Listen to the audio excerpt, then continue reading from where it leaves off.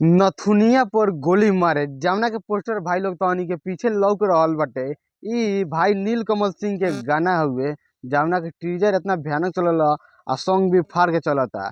आ हमरा तो लागता भाई लोग भोजपुरी इंडस्ट्री में के जन पूरा सिंगर के का दुन हो गइल बा। सर्वर रोज एको गो नया नया गाना लेके आवता रहसन। कबो धनिया जा तो खेसारी लाल यादव के बलम तो नीलकमल सिंह के हई हऊ साला माइंड सनक जाता ऐसे ऐसे गाना सुन के। तू समझा? हाँ। नहीं तू समझा नहीं। नथुनिया पर गोली मारे के पोस्टर तनी के पीछे लौक रहल बा तो नीलकमल सिंह के टीजर देखावत नहीं साला इतना ना खतरनाक बा। लागता कि यूट्यूब पर पूरा फाड़ के ध देले बा। तो टीजर देखा रहल बनी अब देखो लगन। वाह ई तो भयानक बाटे पूरा। यहाँ तक कि गाड़ी में कोनो हीरो निकलता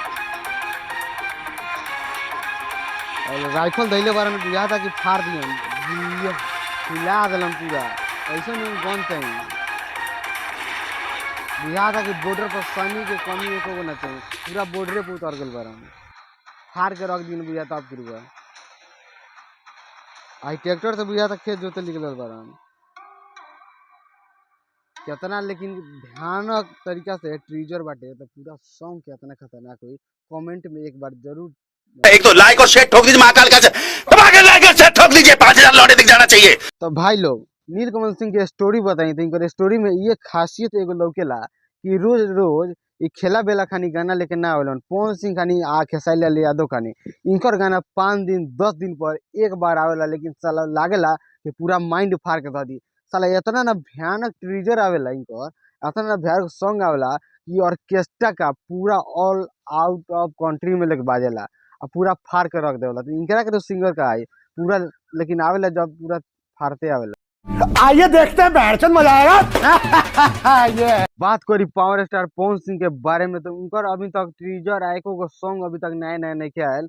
न इसी पर नथुनिया पर 9 गो आइड लग गए लेकिन वो अब समाप्त हो गल। अब नया नया भाई लोग तो देखे के चाहते तो यूट्यूब और गूगल पर केनो खोजबे तो ना मिली। नया देखे ला 2 दिन और रुके के पड़ी तो अब भाई नया नया फाड़ल सॉन्ग।